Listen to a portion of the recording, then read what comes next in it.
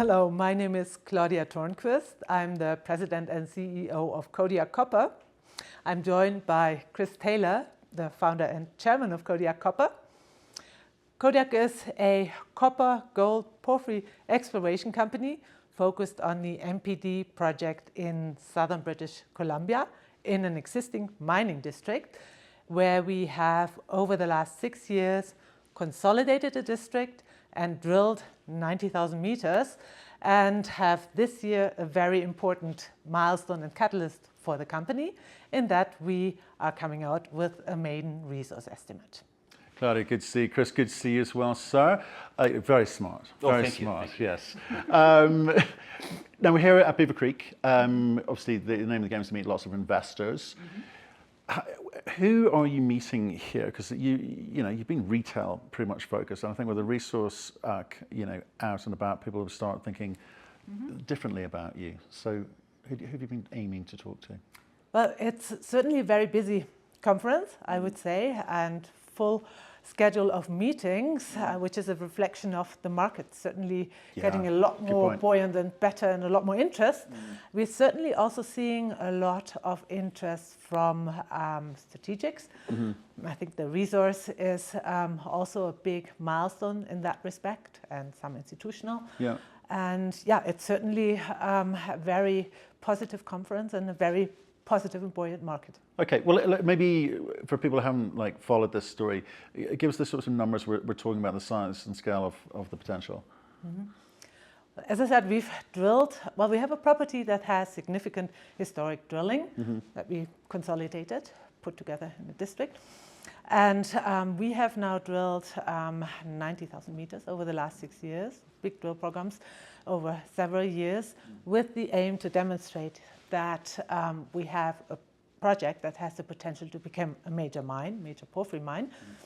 And we are coming out with a resource this year. The resource will comprise 7 mineralized zones, and for 4 of them, we came out with a resource estimate in June, which was very well received. We saw a nice bump in our share price. And the remaining 3 zones we have drilled this summer. Came out with already a couple of results for some of the zones, which again were well received. We were very pleased with. And for those 3 zones, we are doing the resource modeling now, and the resource will be available in the 4th quarter. So that's then really the full maiden resource estimate. Okay, so MPD, we've got West Adit and South coming out end of this year. It's going to be of a certain size. Is it more of the same? We're talking about bulk tonnage operation here, aren't we? Yeah. Okay.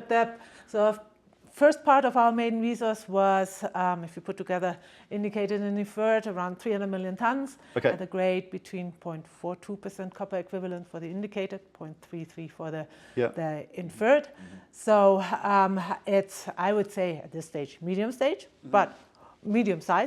but more to come obviously with the second part. And I'm confident that we'll get into the ballpark that's quite comparable to some of our more advanced peers and would really demonstrate the size potential of the project. Okay, so we'll come back to size in a second, but it's the composition of that, copper, gold. Obviously, gold's going on a bit of a rip at the moment, so the value of that is important to you, and that dynamic is changing. Correct, yeah. So what can you tell us, actually, Chris? Well, we've seen about 25% of the value of the project comes from gold. But if you look at the resource reporting that we did, that was at $2,600 an ounce. So we're sitting at $3,600 an ounce. So it's almost the first question that Claudia gets when she sits down with a potential investor group is, what does the project look like when we have gold at these levels? And that's something that we need to explore. Yeah. Well, that also, depending on. Let's kind of focus on how you move this thing forward. Because I'm interested in a kind of commercial conversation today about what is it you're trying to build out here and to what stage and what point. If you're going to go full bore and build this thing, that's okay, a conversation, but I need to believe if that's true or not. It's not your track record. So what are we buying into? What is the plan? Well, what I'd say as the first point is that the maiden resource really is a start, not an end. It's open, all these zones are open in multiple directions, and we know already now that we will do more drilling. and there's a lot of potential to grow the resource substantially. Okay. So that's certainly something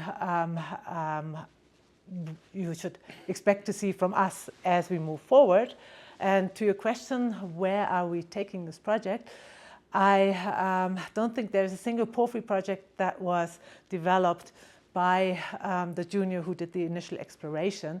Very likely at some stage a major will take interest. Typically majors let the juniors do the exploration, then buy the project and write a big check. Right. And so from that perspective also a resource is an important milestone, because that really is often where you then start M&A activity getting sort of started and heating up. Okay, so if we look at the kind of profile of the project and the company, and obviously your track record, is you're looking at bulk tonnage, porphyry. Those are, they do obviously say, you know, big balance sheets required, you know, before you enter the room, for sure. So will we expect to see a lot more drilling coming from you to be able to demonstrate to mid-tiers or whomever may be looking in?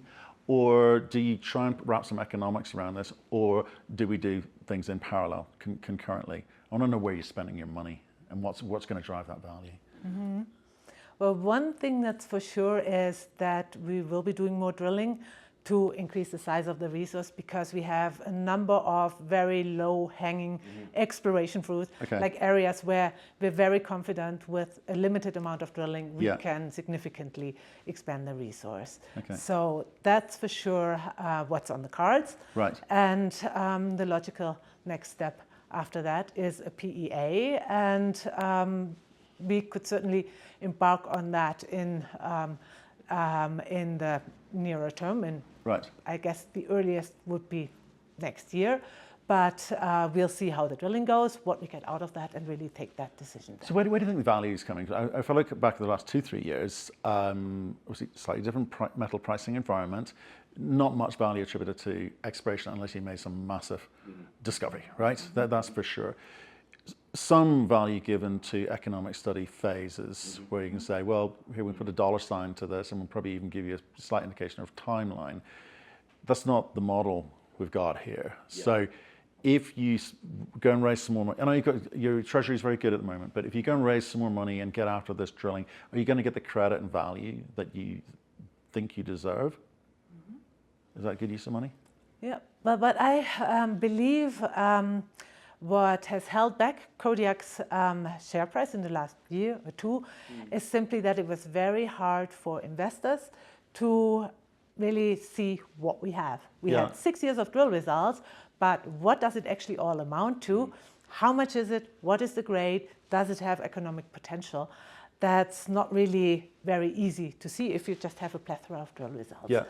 For that reason, the resource really is a very important milestone and catalyst, because it crystallizes and shows to the market what we have, and that will help Kodiak to close the valuation gap to more advanced peers who trade at much higher valuations than Kodiak. I think what it helps with is scale, and I want you to answer this one if you don't mind, is the grades, right? People trying to understand, we have this in gold, we have this in copper, I haven't said all the companies I speak to, you know, grade is king until it's not, but because people don't understand the many variables that define economics and margin and so forth. So can you point to examples, whether they porphyry or other, of low-grade copper and gold coming together to actually give a kind of positive output?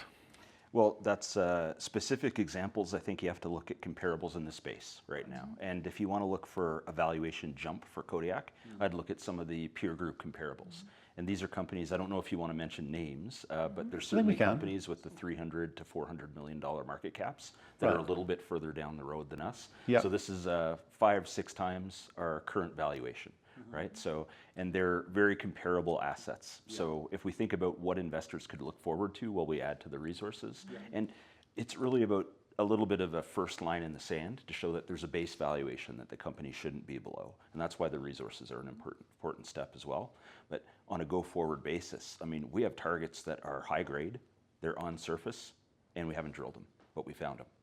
So these are things I would like to get some holes into afterwards. And there's some really low-hanging fruit, like Claudia mentioned, like the zones that we have where good grades are. Yeah. We just put out a hole from the added zone, which was like about 70 or 80 meters of 0.7. Right. And the bottom part of it was, 1.3% copper? It was 1.62, 1.62. 27 meters at the end of the hole. So Okay.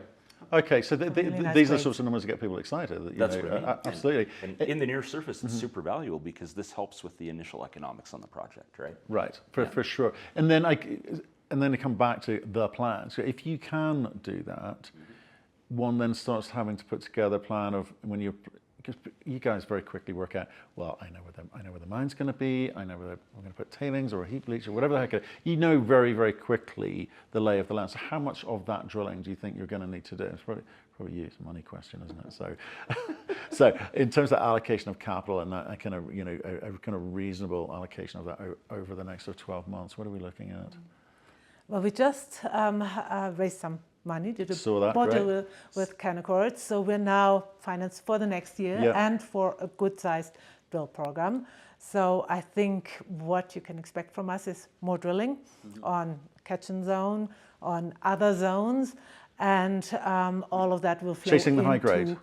Chasing the high grade, but not exclusively. That's a very good question.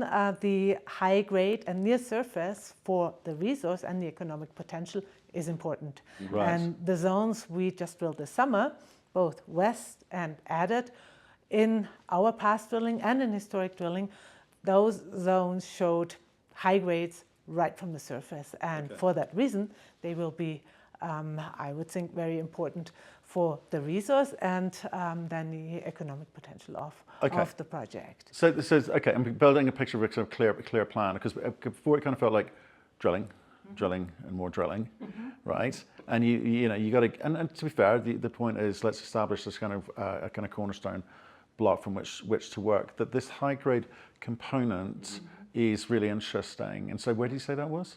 Where we're looking? We have about 30 targets on the project, okay. which we're not even talking about right now.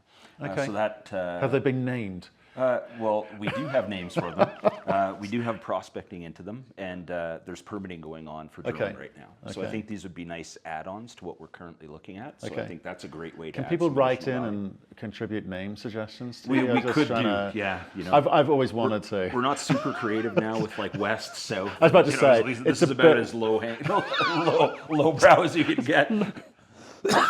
So we'll definitely take suggestions. Okay. So those are very interesting. There's a few other things I think in Kodiak that are opportunities for us given the current market environment too. Yeah. And there's a project that we put into the company several years ago, which is called Mojave, which is located in Arizona. Yeah, down south. I was getting I like that one. Yeah. And I've been there. It's got some wide open targets. What are we aiming for there? It's copper. It's copper moly. So it's another porphyry target, but it's in a producing porphyry district, in Arizona, and that's one that we haven't done a lot of work on ourselves. But it's been sitting in the company. We own it, and I'd love to see a little bit of work go into that over the course of the year as well. So that's the kind of thing when we get our ducks in a row, I'd love to talk to investors about, and I think there's an opportunity for some additional valuation for Kodiak there too. Right. So you need to be focused, or seem to be focused. Yeah. Money was expensive for a while, right? Exactly. And I think in an environment like this, a different kind of cost price environment like this, opportunities are different, and maybe the interest is different as well. Yeah. Do you think there will be? You want to spend a little bit of time and effort there, but do you think there's money around for like spinning that out, or actually just doing something with it? How do you treat something like that non-core? We have to carefully not answer leading questions. Okay. But I would say there's great ideas for that project, and it's the kind of thing that could be a nice bonus to our shareholder base, right? So I've certainly been down that road in my career before. I would say at this stage, it's watch this space. This is where I do the strong silent type and hope you'll fill the gap. There's something you shouldn't tell me. Okay, we'll come back to Mojave another time.